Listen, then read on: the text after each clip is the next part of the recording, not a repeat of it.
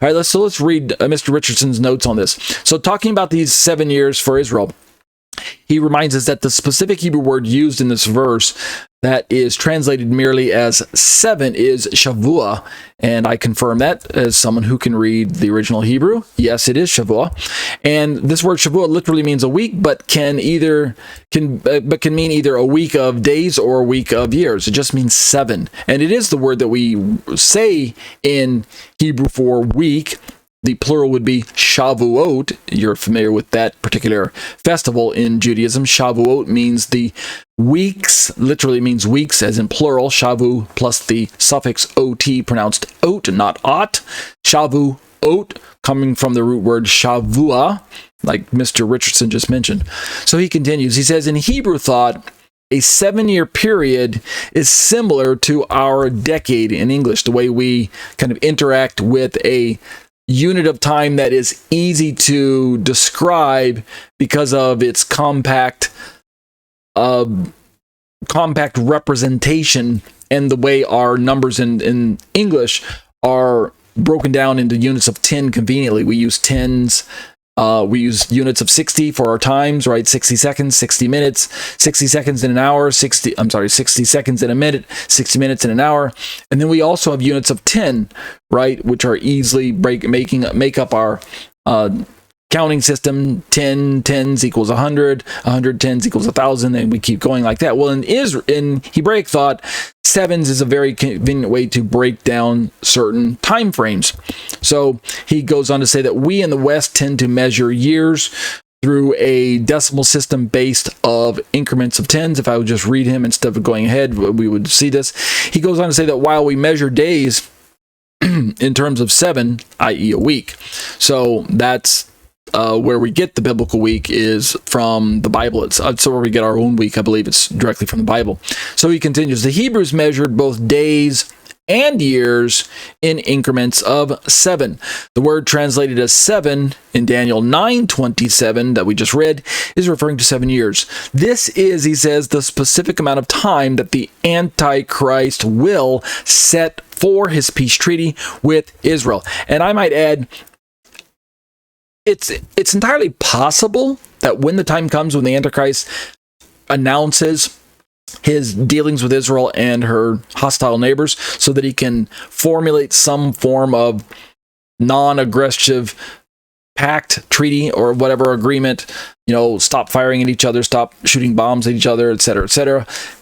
And, oh, by the way, Israel, you're allowed to build some form of holy edifice on top of the current Temple Mount, which is currently occupied by 2 Islamic holy shrines. When this announcement is made to the world, I'm of the impression that it doesn't necessarily have to come with the specifics that it's 7 years. That might be need-to-know information at the time. It might be right on the headlines, 7-year peace treaty with Israel. I mean, boy, if that does happen, if it's that simple, I think even your pathetic prophet types, right? You don't have to be prophetic. You can be pathetic and still realize that the end times is unfolding right before our eyes. And yet, what if the headlines aren't even there? We just see this kind of deal that takes place behind closed doors with those who are in a need-to-know position. And yet, for the Antichrist, maybe the 7-year represents some form of trial period. In his mind, he might be thinking, this is just the initiation. This is just the kickoff time period, because he really knows that he's going to upset the terms and renege on his part halfway through. Or he may not know that it's halfway through that he plans on doing it. Maybe, I don't know how planned out he's got this, but in his mind he realizes that this is a false agreement. It's a charade. It's a smokescreen. He's doing this just to dupe the players into trusting him so that he can get close enough to Jerusalem to launch his military campaign, the one we just read about. So I don't know if 7 years is going to be highlighted for the rest of the world to see. Even still, only those who've been reading their Bible will even be aware of the 7-year detail. Those who don't care about biblical prophecy, to them, 7 years will be nothing. It won't mean anything to them. It'll just be an unusually short time to set up a peace treaty. I mean, if you're going to have peace in the Middle East, why not make it 70 years? Why not make it 700? Heck, just keep going into infinity. Let's just go as long as possible. Why 7 is the point I'm trying to make up. It's a very short time frame for anything to take hold, to have any lasting effect. So that's why I think it will be kind of interpreted by a lot of people or the rest of the world as some sort of initial phase of a longer rollout of events that we as Bible students know actually truly will be only around 7 years long, right? Prophetic years. And yet, you know, remember Hitler himself said that the Third Reich would last for 1,000 years, right? And yet we know that his military machine only lasted like a short, like 12 years or something like that. Thank goodness. All right. Thank God, I should say. All right. Let's keep reading Joel Richardson. This is a look at his book, The Islamic Antichrist, which is available at Amazon.com as well as available for free on his websites. Check out the descriptions, the links in the description of these videos. Let's keep reading Joel Richardson. He says, then in the middle of the 7 years, the Antichrist will renege on his treaty and stop the offerings and sacrifices in the Jewish temple, and then he will proclaim himself to be not only the ruler of the world, but also God himself. And I get a lot of pushback on this question of, will there be a third temple rebuilt in Jerusalem? In fact, some of my more recent comments are, where in the Bible does it say there will be a third temple rebuilt? Well, the prophecy that we just read in Daniel assumes that there, or predicts, I shouldn't just say assumes, that kind of gives the wrong idea. It predicts that there will be a ceasing, a disruption of the sacrificial system. This isn't the only place in Daniel, by the way. Keep reading in your book of Daniel, past chapter 9, into chapter 10 and 11 and 12. Finish out the rest of the book. And then jump into Matthew, Mark, and Luke and read all of it. Discourse, comments by Yeshua himself, and then make sure you include Paul in the Thessalonian letters, and then don't stop till you finish out the book of Revelation. And in all of those places, that supports the idea that there will be a temple or something that allows for sacrifices, but could be as large as the full-blown temple, could be as small as just a portable structure like a tent of meeting type setup, or a tabernacle like we read about in the Old Testament. But either way, all of that corroborates against the other Old Testament prophecies where there will be a return of animal sacrifices, at least in the millennial kingdom. So this initial Antichrist temple, or what we might, I like to call it a secular temple, the temple that will be desecrated by the Antichrist, that likely won't be the one, that will not be the one that Yeshua utilizes in his kingdom. I think he's probably just going to clear all that mess out that's on the Temple Mount now and start brand new. So even if the Jewish people are successful, if Temple Mount Faithful is successful in rebuilding some form of temple in the 70th week, the 70th week temple could very well be destroyed again, and then Yeshua comes and builds the millennial temple. So those of you who are dialoguing with me via my YouTube channel, comments, direct emails, etc., and you're asking me, where does the Bible predict a temple will be rebuilt? Well, remember, from the perspective that I'm holding to, currently in 2023, there's no temple in Jerusalem. But according to my understanding of the Bible, prophecy and those that are listed in Daniel and end times and end time passages I just mentioned, there will not only just be one temple that shows up for a short amount of time that will be destroyed or defiled by Antichrist, but then there will be another temple that is occupied by the Lord himself, from which sacrifices will go forth again as well. And this will be a much longer lasting temple because Yeshua himself will be ruling from that location.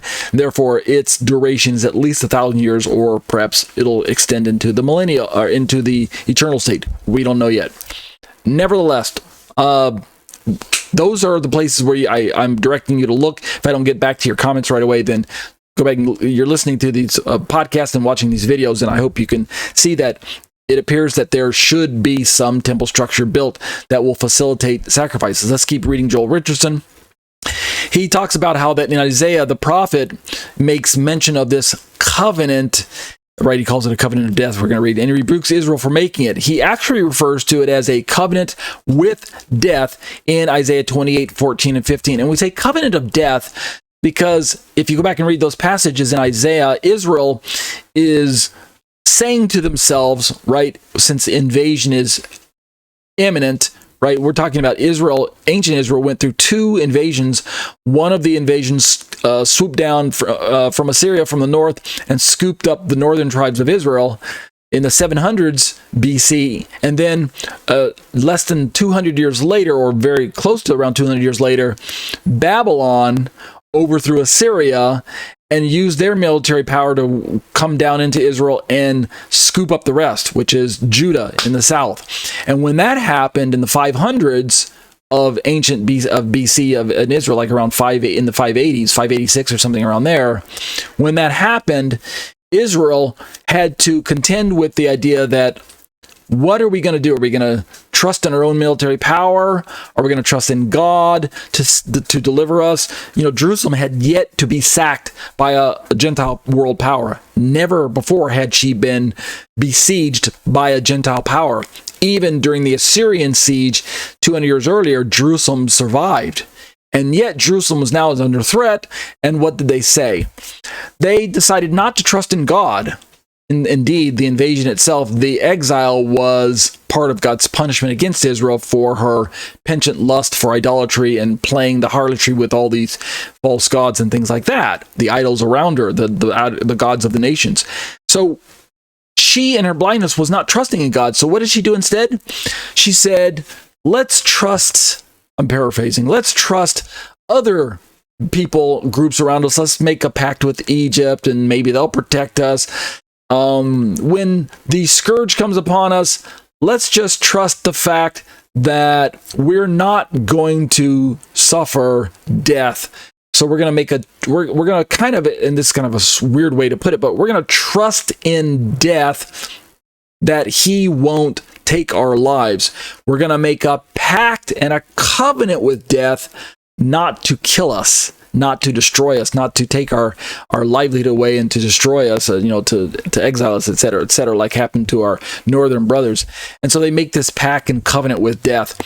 And so Isaiah mentions that about Israel, and yet when we look at the Antichrist, it's that same sense of false security where they're placing their trust in someone who is not God or something that is not God, and therefore it's as if they're making a covenant with death. And indeed, that's what's going to turn out to be. They're going to trust in Antichrist to give them what they've been wanting for so long, which is a rebuilt temple, preeminence in Israel, a spot on the table of international affairs.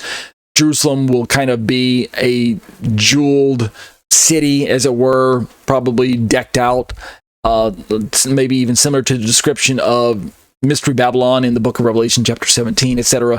Jerusalem will probably begin to resemble that very prominent, rich, protected city, safe city for the first 3.5 years. They'll drop their defenses, probably let their guard down. Maybe the Iron Dome won't be such a big deal in those days because there will be a measure of false security and false peace as a result of this Antichrist deal, this covenant with death that Israel will have made. And indeed, Joel says in his final words of this particular paragraph, in this covenant, the Israelis find a false sense of security. So for a brief moment, there will exist something will exist in the Middle East that has never existed on a permanent level for quite a while, and that is peace. Yeah, for a while, it will look as if much of that region's problems are solved, because the tensions between Israel and her neighbors will seemingly have been taken care of by this leader known as the Antichrist. Okay, let's keep reading Joel Richardson's book. We're now down into a section where he begins to talk about the Mahdi 7-year treaty. So we've already looked at the biblical description and what's going to happen when the Antichrist comes and brings in his particular brand of fake peace. What about Islam? Do they have their own version of this? Yep, you bet. Let's read it. Joel begins. Again, similarly, the Mahdi is said to be one who will initiate Islam's fourth and final treaty between the Romans, they call, right, the quote-unquote, the Romans, and the Muslims. So the players look slightly different. Let me back up there. The players in Islamic eschatology are instead not Israel and her Muslim neighbors and the rest of the world per se. It's Islam's religious or the caliphate reestablished, or the Ottoman rule reestablished, so led by Islam, and the treaties made between Islam and the Romans, meaning the non-Muslims. When we say Romans there, again, Joel clarifies for us. Again, Romans should be interpreted as Christians or the West in general, the executioners of Nicholas Berg in their pre-execution statement addressed President Bush as, and this is just kind of an historical event that we can kind of reference, when Nicholas Berg, in the executioners of Nicholas Berg in their pre-execution statement addressed President Bush as, "You, O dog of the Romans," speaking of President Bush, even though we know that President Bush is not a Roman, at least as far as I understand. He's a Texan, right? He's from Texas.